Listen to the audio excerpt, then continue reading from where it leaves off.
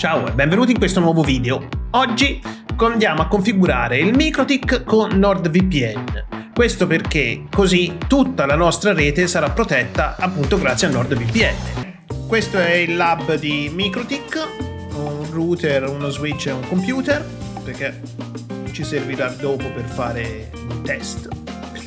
A questo punto andiamo a configurare il nostro MikroTik con Winbox. Lo puoi fare con Winbox se vuoi, oppure puoi andare qui sulla pagina di NordVPN, ti lascio il link in descrizione, dove ci sono tutti gli step necessari che ti farò vedere tra pochissimo. Allora, per configurare il nostro router con NordVPN è abbastanza semplice. Andiamo su IPsec, si apre la finestrella qua. A questo punto dobbiamo creare un profilo. Lo sponsor di questo video è NordVPN, trovi il link in descrizione se vuoi registrarti con loro. Lascia un mi piace al video e se non sei iscritto al canale iscriviti al canale. Mi raccomando, i commenti. Moltissime persone che guardano i miei video non sono iscritte al canale e va bene, ci sta. Però è importante per me non solo darvi o cercare di dare un prodotto, quindi un video che possa non solo insegnare un qualcosa ma anche risolvervi un problema, ma allo stesso modo dovete aiutare me. Mi dovete aiutare perché il vostro commento o un vostro mi piace o anche un consiglio o un suggerimento, che sia positivo o negativo, è di fondamentale importanza proprio perché io possa crescere insieme al mio canale e ovviamente di conseguenza offrire sempre dei video più accurati e più utili per tutti quelli che li guardano. Continuiamo. Quindi profile, aggiungi NordVPN e basta. Finita qua. Un proposal, quindi una proposta, aggiungi, chiamiamo sempre NordVPN e poi qui PFS va messo nessuno. Applica e ok. A questo punto andiamo su Groups, aggiungi, chiamiamolo NordVPN, applica e ok. Poi andiamo su Policies, clicchiamo sul più, qui andiamo a Proposal NordVPN, su General invece diciamo Tunnel, Template, Default NordVPN, qui gli diamo 0.0.0.0 e questo è fatto. Sì, ok. Poi dobbiamo configurare il mod configuration, qui mod config, fai aggiungi, chiamiamolo NordVPN, responder no, source address list mettiamo local e qui lo lasciamo così di default, applica e ok. A questo punto dobbiamo creare il peer. Su peers, aggiungi, nome del peer lo chiamiamo NordVPN, indirizzo. Ora, per l'indirizzo bisogna cercare il nostro server NordVPN. Qui sul link che ti lascio in descrizione oppure sulla pagina di NordVPN puoi vedere il server raccomandato per te. In questo caso lui mi raccomanda l'Italia, oppure se voglio posso anche selezionare un'altra nazione, per esempio Belgio. Clicco Belgio, copio l'indirizzo, per esempio,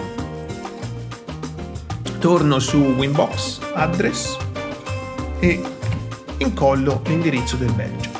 Profilo NordVPN, Exchange Mode IK2, ok. Poi ci servono le password per NordVPN, per l'autentificazione, che non sono le stesse password che si usano per loggarsi appunto sul sito di NordVPN.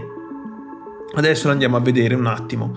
Allora andiamo su Identities, aggiungi, peer NordVPN, Authentication Mode EAP method, ms-chap version 2, certificato lasci tutto vuoto, username e password. A questo punto ti serve username e password, e il link è questo per la tua dashboard che ti lascio poi in descrizione. Faccio il login. Una volta che sono entrato, clicco qui su NordVPN, in basso a destra trovo setup NordVPN manually, clicco, mi invierà l'email con il codice per la conferma per fare il login, che io vado a mettere 4636. Ok, una volta che ho inserito il codice, qui ho username e password, quindi username, copio username e lo vado a mettere qui su Winbox, poi vado a copiare la password e la vado a incollare qui su Winbox. A questo punto policy template group NordVPN, generate policy port strict, mode configuration NordVPN, e credo che sia tutto. Faccio applica, ok, vado su active peers e qui vedo che è establish. Ora, una piccola nota, qui nel mode configuration io ho già selezionato source address list, questo perché dentro al firewall io ho già la mia address list, che è la mia rete locale. Quindi prendo il computer, eccolo qua, faccio aggiorna e questo è l'IP del Belgio, eccolo qui. Se poi per esempio volessi invece cambiare country, prendiamone un'altra a caso, per esempio Finlandia, stessa cosa, copio l'indirizzo, vado su Winbox, vado su peer, clicco, cambio l'indirizzo, applica e ok. Poi dai log chiaramente tu puoi vedere tutto. Andiamo a ricontrollare un attimo se ha cambiato l'IP. Ci ha cambiato la nazione. Eccola qua, sì. Ha cambiato la nazione. E quindi funziona. Dentro il firewall, se eventualmente non avessi la tua address list qua, address list, come in questo caso io ho per questo router, devi fare più nome della lista, quindi local, perché magari hai più di una lista riferita ad altre cose, e l'indirizzo di rete completo, quindi tutta la subnet, nel mio caso è 20.0/24, che la trovi qui. Ed eccolo qua. In questo modo abbiamo protetto tutta la rete di tutti i device di casa e tutti quelli che si collegano ovviamente al router e all'access point di casa mia o di casa tua. Ti do un piccolo suggerimento riguardo a questa configurazione, che se tu sei in Italia e hai Netflix per esempio, secondo me ti conviene collegarti o scegliere un server in Italia, perché altrimenti Netflix potrebbe darti qualche piccolo problema. In più, se hai anche il computer con il client NordVPN, puoi usare comunque il client NordVPN sul tuo computer. In questo caso avresti una doppia VPN, quindi saresti doppiamente sicuro. Ti ricordo che NordVPN non solo è una VPN, ma ti fa anche lo scanner del traffico per quanto riguarda i malware, virus, eccetera eccetera. Se usi il client di NordVPN hai anche il dark web radar, che controlla che i tuoi dati non siano nel dark web. Ma a questo punto dovremmo levarci una curiosità: sta VPN, ma funziona o non funziona? Allora si guarda una cosa, guardiamo un attimo insieme questa cosa che magari potrebbe esserti carina. Allora, questo è il computer e vabbè, è una pagina, niente di particolare. Questo è Wireshark.